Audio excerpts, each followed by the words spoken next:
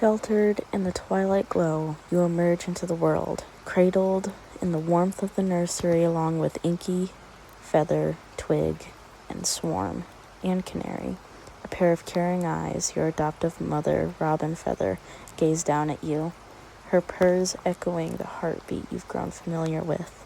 Their scent envelops you, a mix of milk and love. The clan's soft murmurs reach your ears, distant and comforting. Welcome to the world, Moon Kit. Robin Feather chides you unfairly for breaking the rules, but Swarm steps in to defend you. You can't wait to grow up. It's only a matter of time before Flurry Star makes you an apprentice. You groom your fur until it's sparkling. You now look much more put together. You find a shiny pebble near the small bubbling stream that runs through camp. You pick up the pebble and decide to give it to your best friend as a gift. They are ecstatic and cherish your gift.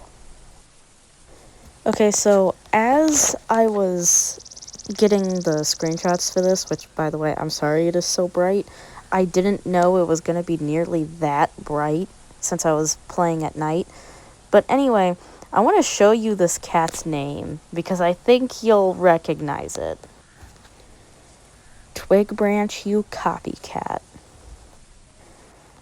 Anyway, lying within a paw's reach of the medicine cat's den, an herb emits a strange scent you've never smelled before. A wave of curiosity compels you to investigate. You get closer and are able to identify the herb as marigold. The medicine cat seems impressed with your observational skills. Mint shows you a cool game called Keep It Up, which involves batting at a leaf to keep it in the air so it doesn't hit the ground. You roll a piece of moss into a ball and bat it around with your tiny paws. Elm is welcomed as a fully trained meditator of the clan. Rune travels to Raven Clan to solve some recent hunting disputes. Rat Whisker spots a fat rabbit on the other side of the Luxpar clan border. A tempting opportunity, to be sure, but it may not be wise to hunt on another clan's territory. Regardless of that, Rat Whisker pounces without hesitation. He glances around, rabbit hanging from his muzzle. It seems there aren't any Luxpar clan cats nearby. Rat Whisker simply trots back over the border, his prize in tow, and transgression unnoticed.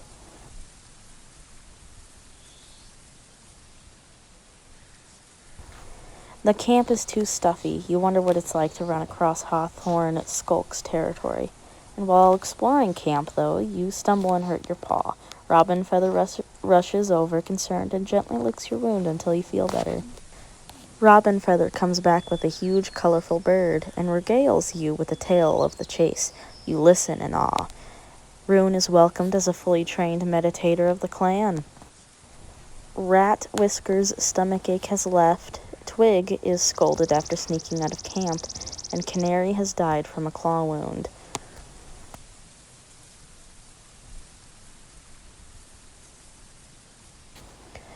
As the moon casts a soft glow over the nursery, a moth flutters its delicate wings, drawing your attention. Its erratic dance captivates you, igniting a challenge within you. Like a mini warrior, you spring into action, your eyes locked on the fluttering target. A swift leap and a careful pounce later, you have the moth gently pinned under your paw. The other cats stare at you, their eyes wide with admiration. Elm travels to Luxpar Clan to resolve some recent border disputes, along with Flame Clan, and Rune seems to be making better progress with them. Rat Whisker has unfortunately gotten white cough.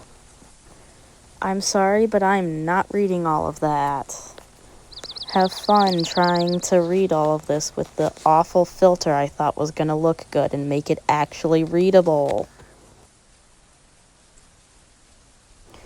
In the crisp, cool air of a leaf fall morning, it should be easy to find wild garlic by scent.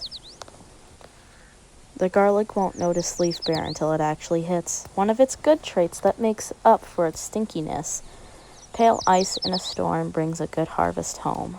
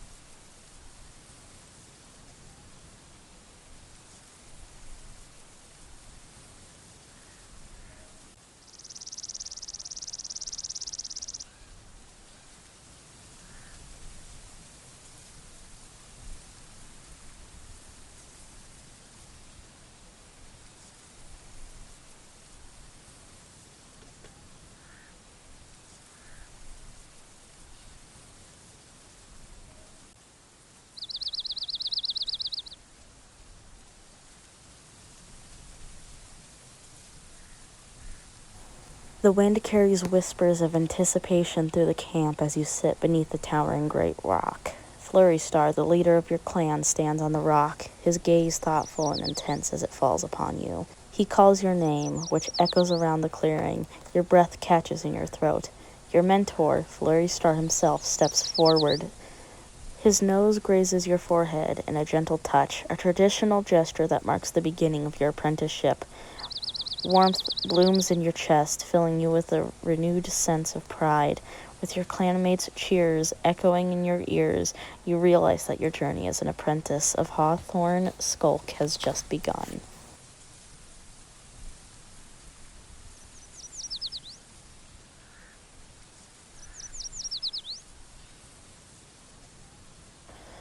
The patrol heads out for some training practice when Flurry Star says he sees strange glowing eyes in the distance, so the patrol stops to a halt. As the patrol heads in the direction of the sinister glare of strange, unmoving eyes, the scent of smoke creeps up on the patrol. Moon darts forward, finding the smoke scent coming from an odd pumpkin with some sort of face.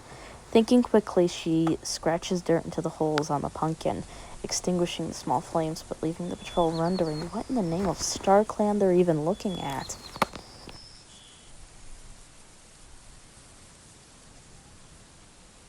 You think about hunting by yourself. The time to think without Flurry Star should be good for you, and if you bring back some prey, that's just a bonus. As you head out into the territory, it seems to grow into a maze. Every tree and rock looks the exact same. As you begin to panic, a patrol of warriors stumble upon you, looking surprised to see you alone. Flurry Star happens to be in the patrol, and he scolds you for being so reckless, immediately taking you home. Rat Whisker sits in the crowd, chest puffed out in pride as he watches Mint be honored for her charisma. He considers himself lucky to have been able to train such an amazing young cat, and looks forward to seeing the warrior she becomes. The patrol wants to hold a training session for Moon. They decide to focus on tree climbing today. Moon picks up the instructions quickly and follows the directions of the other patrol members as she climbs up the tree carefully. You found a new accessory, lilac nylon collar. You choose to store it in a safe place for now. Flurry Star scolds you after catching you sleeping in when you were assigned to the Dawn Patrol. Hawthorne's Skulk doesn't have enough prey for the next moon. Flurry Star has been following the progress of Frilled-back for moons and feels that it is time for her to become a warrior. She is honored for her hard work.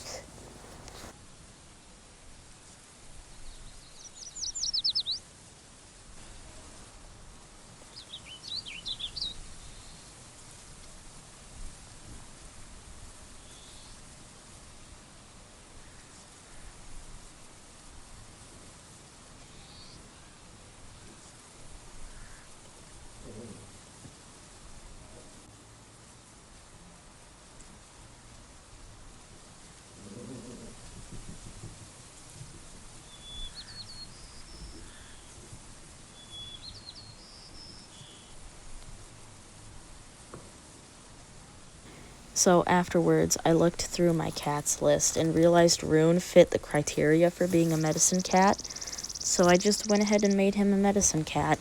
This way, when Pale Ice in a Storm dies, we'll have, hopefully, a backup. And then he can get an apprentice too, and we can have, hopefully, 3 medicine cats, but that'll have to wait for a while.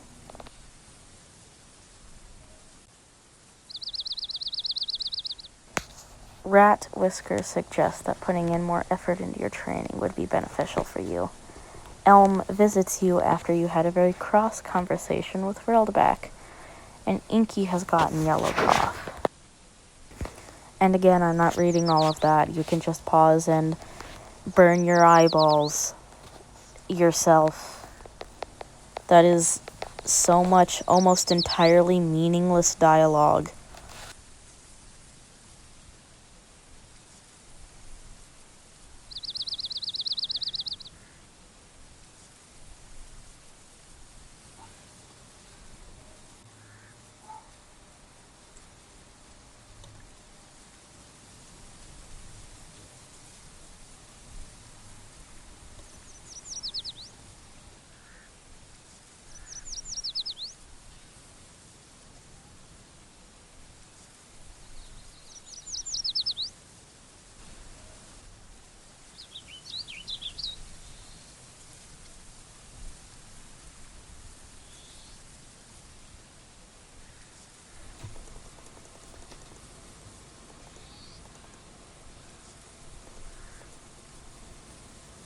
The patrol comes across a large rat. It's too busy digging around in a frozen pile of foul two-leg crow food to notice the approaching patrol. Alright. The patrol easily catches the distracted rat. Flurry Star meows triumphantly. This is a great catch during leaf fair. I thought something interesting is actually going to happen. Flurry Star suggests that it's time, good lord, to hone your climbing skills.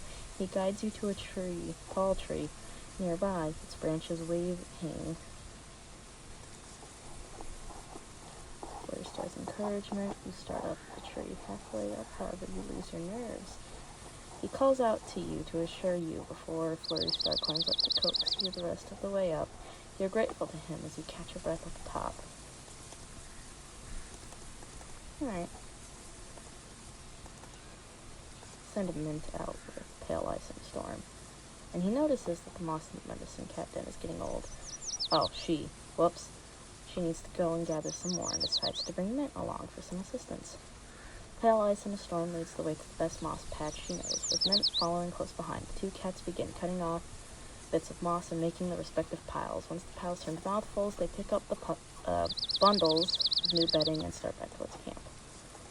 And then Furled Bark and Rune of the Woods.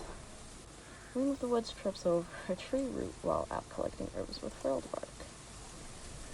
Though Rune of the Woods has no visible injuries, he insists that he needs to lean on Furled Bark's shoulder all the way back to camp. Furled Bark complies, and Rune of the Woods purrs the entire way home.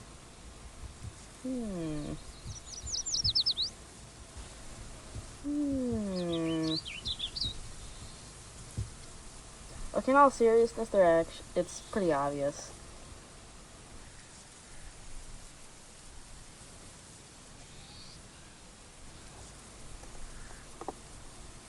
Dear Moon, let me help you get your favorite prey from the top of the fresh kill pile. Oh. Robin Feather stops in her tracks as you stretch to the top of the kill pile and easily fetch the prey you want. Since when have you been big enough to do that? You better stop growing up so fast, Moon, or else you're gonna be bigger than me before I know it. That's cute.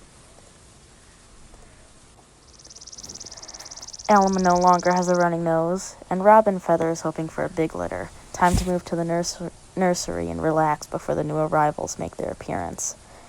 Inky no longer has yellow cough.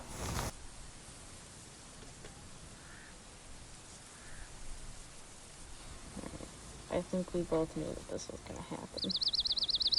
Mint is 16 moons, so she's actually a little old, but she does need to become a dispersal. Her and Furled Bark. Magpie's a meditator, so Magpie gets to stay. Same with Elm, the medicine cats stay. And Robin Feather's current litter, which is me, Inky, Feather, Twig, and Swarm, all get to stay too. But once Leaf Fall is here, we will have to leave as well. Which honestly kind of sucks, not gonna lie. But since it is New Leaf, we're gonna change our focus. Okay.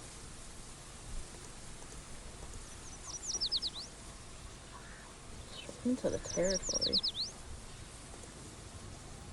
After poking around a bit, the patrol discovers a Moor clan apprentice wandering nearby, hopelessly lost. The apprentice is distraught upon discovering they're on the wrong side of the border. While Feather understands it was an honest mistake, she still lectures the apprentice on the importance of respecting borderlines. They are mature. Alright. For some reason, this always happens. Whenever my cat actually does graduate, something happens. Anyway, the clan gathers in hushed anticipation.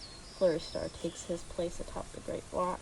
Your heart pounds as your name is called, a sign that it's time to step forward.